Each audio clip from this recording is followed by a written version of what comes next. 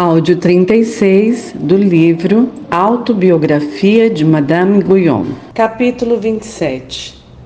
Uma alma que se perde em seu Deus. Tu, ó meu Deus, fizeste comigo como fizeste com teu servo Jó, devolvendo-me em dobro o que havias tomado e livrando-me de todas as minhas tribulações. Deste-me uma facilidade maravilhosa para satisfazer a todos. Naquele feliz dia de Santa Madalena, minha alma foi perfeitamente libertada de todas as suas dores. Desde a chegada da primeira carta de Padre Lacombe, eu já havia começado a recuperar uma vida nova. Era então como a de um morto que se levanta, mas ainda sem livrar-se de suas roupas fúnebres. Neste dia eu estava, por assim dizer, em perfeita vida e fui posta em completa liberdade. Eu me encontrava a mim mesma tão acima da natureza como antes havia estado abatida sob seu peso. Estava inexplicavelmente radiante de alegria por ver que aquele que eu pensava ter perdido para sempre regressava de novo a mim em inefável magnificência e pureza. Foi então, ó Deus, que encontrei novamente em Ti, junto a novas virtudes, tudo o que me havia sido privado de uma forma inefável. A paz que eu agora possuía era totalmente santa, celestial e inexprimível. Tudo o que eu havia desfrutado antes só era uma paz, um dom de Deus, mas agora eu recebia e possuía o Deus de paz. Contudo, a lembrança de minhas misérias do passado ainda trazia temor sobre mim, evitando assim que a natureza encontrasse forma de tomar para si parte alguma em tudo isso. Tão logo eu queria ver ou provar alguma coisa, o espírito, sempre vigilante, o frustrava e repelia. Longe eu estava de elevar-me ou de atribuir-me a mim mesma algo que tivesse a ver com este novo estado. Minha experiência tornava-me sensível ao que eu realmente era.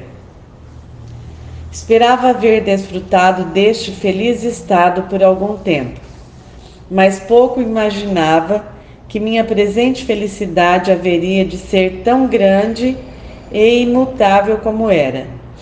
Se alguém pudesse julgar um bem pela tribulação que o precede, permito que o meu seja julgado pelas tristezas que eu havia padecido antes de obtê-lo. O apóstolo Paulo diz-nos que os sofrimentos do tempo presente não podem ser comparados com a glória a ser revelada em nós. Romanos, capítulo 8, versículo 18. Que verdade é esta quando aplicada a esta vida? Mais valia um dia nesta felicidade que anos de sofrimentos. Na verdade, naquele momento, ela compensava tudo o que eu havia passado, apesar de não ser mais do que o amanhecer. Foi-me restaurada uma alacridade por fazer o bem, maior do que nunca. Tudo me parecia bastante livre e natural. A princípio, esta liberdade não era muito extensiva, mas à medida que eu avançava, ela ficava cada vez maior. Tive a oportunidade de ver Monsenhor Bertotti por alguns instantes e disse-lhe que cria que meu estado havia mudado muito. Ele, que parecia prestar atenção a outra coisa, respondeu que não. Acreditei nele, porque a graça ensinou-me a preferir o juízo dos outros e acreditar neles antes de acreditar em minhas próprias opiniões ou experiência. Isso não me causou nenhum tipo de problema. Qualquer estado parecia igualmente indiferente se eu tão só tivesse o favor de Deus. Eu sentia uma espécie de bem-aventurança que aumentava cada dia dentro de mim. Fiz todos os tipos de bem, sem egoísmo ou premeditação. Toda vez que um pensamento que dizia respeito a mim mesma passava por minha mente, era rejeitado no mesmo instante, como se houvesse na alma uma cortina que se fechasse diante dele. Minha imaginação era levada a tal sujeição que agora isso me causava poucos problemas. Eu me admirava diante da pureza de minha mente e da pureza de todo o meu coração. Recebi uma carta de Padre Lacombe, na qual ele escrevia que Deus lhe havia mostrado que tinha grandes planos com relação a mim.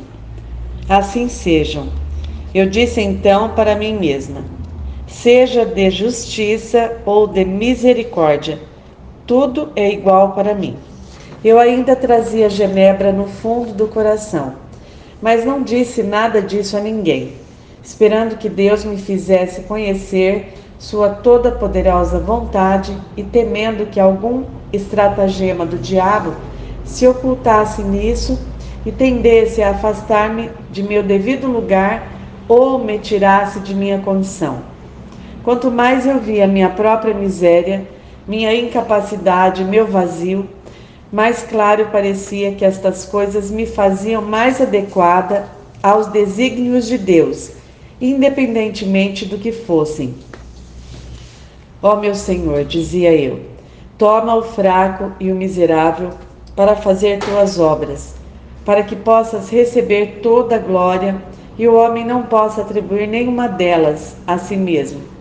Se tivesses de escolher uma pessoa ilustre e de grandes talentos, alguém poderia atribuir algo a ela.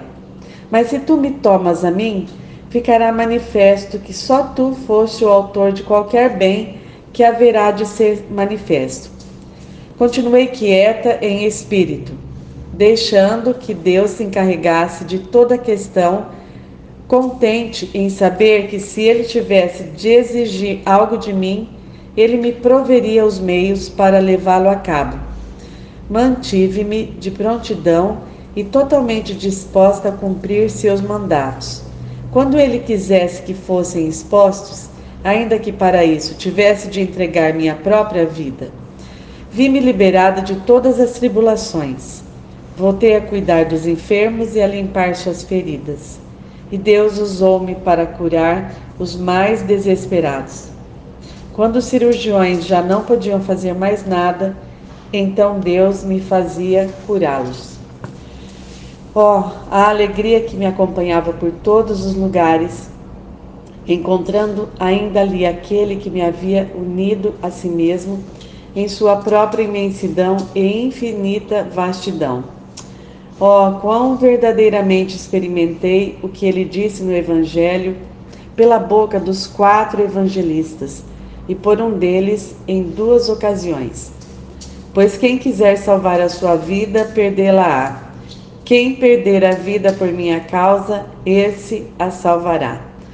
Lucas capítulo 9, versículo 24.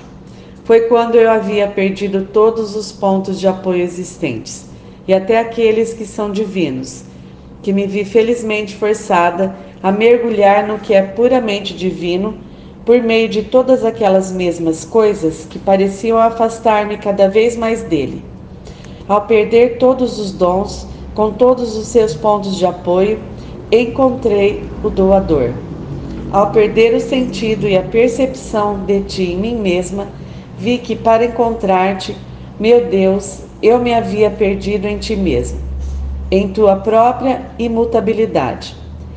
Pobres criaturas, que passais todo o vosso tempo alimentando-vos dos dons de Deus, e nisto pensais ser os mais felizes e favorecidos, como eu me compadeço de vós quando permaneceis neste lugar, longe do verdadeiro descanso, e deixais de seguir em direção ao próprio Deus, mediante a perda daqueles preciosos dons nos quais agora vos deleitais.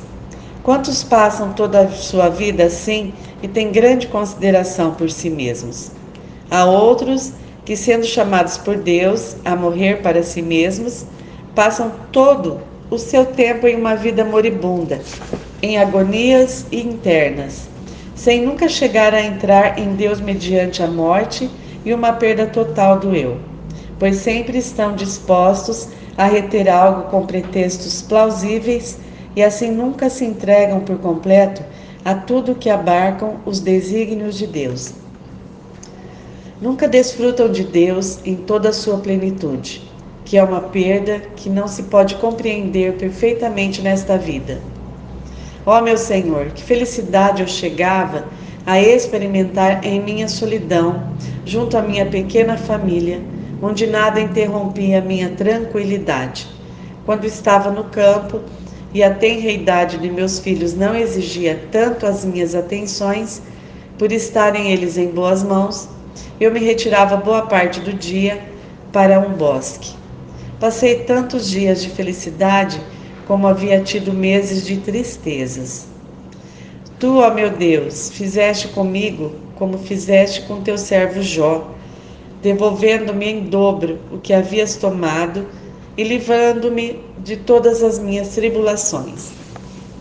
Deste-me uma facilidade maravilhosa para satisfazer a todos. Agora, o mais surpreendente era que minha sogra, que sempre se queixara de mim, sem que eu fizesse algo fora do que estava acostumada para agradá-la, declarava que ninguém poderia estar mais satisfeito comigo do que ela mesma. Aqueles que mais haviam me menosprezado antes, agora testemunhavam sua tristeza por isso e se desmanchavam em elogios para mim.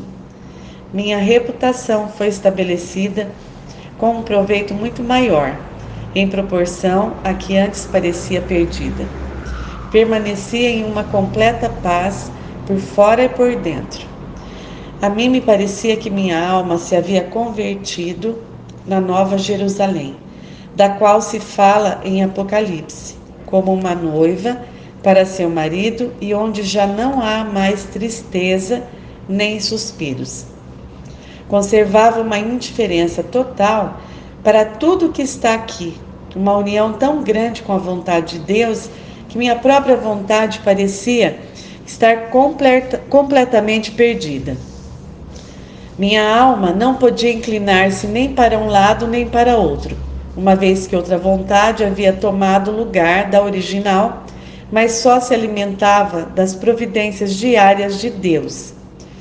Ela agora havia encontrado uma vontade totalmente divina, não obstante, tão natural e simples, que se via a si mesma infinitamente mais livre do que jamais havia estado em si mesma. Estas disposições ainda têm perdurado e se fortalecem ainda mais e se aperfeiçoam mais até este momento. Eu nem sequer preferia uma coisa à outra, mas estava contente com o que acontecia. Se alguém na casa me perguntava, queres isso ou aquilo? Eu me surpreendia em ver então que não restava em mim nada que pudesse desejar ou escolher. Era como se tudo relacionado a assuntos de pouca importância tivesse desaparecido, e um poder mais sublime tivesse ocupado seu lugar e o enchido por completo. Eu nem percebia mais aquela alma que antes ele havia guiado com sua vara e seu cajado, pois agora somente ele aparecia para mim, cedendo minha alma seu lugar para ele. A mim me parecia como se ela fosse totalmente transferida a seu Deus para vir a ser uma só coisa com ele, assim como uma gota de água que, ao ser lançada ao mar, recebe as qualidades do mar. Ó, união da unidade demandada por Deus aos homens por meio de Jesus Cristo e merecida graças a Ele. Quão forte é isso em uma alma que se perde em seu Deus. Após a consumação desta divina união, a alma permanece escondida com Cristo em Deus. Esta feliz perda não é como aquelas de condição passageira que o êxtase produz, que são mais uma absorção do que uma união, pois a alma, posteriormente, vê-se novamente a si mesma com todas as suas próprias disposições. Aqui ela sente que se cumpre aquela oração de João, capítulo 17, versículo 21. a fim de que todos sejam um. E como és tu, ó Pai, em mim e eu em ti, também sejam eles em nós.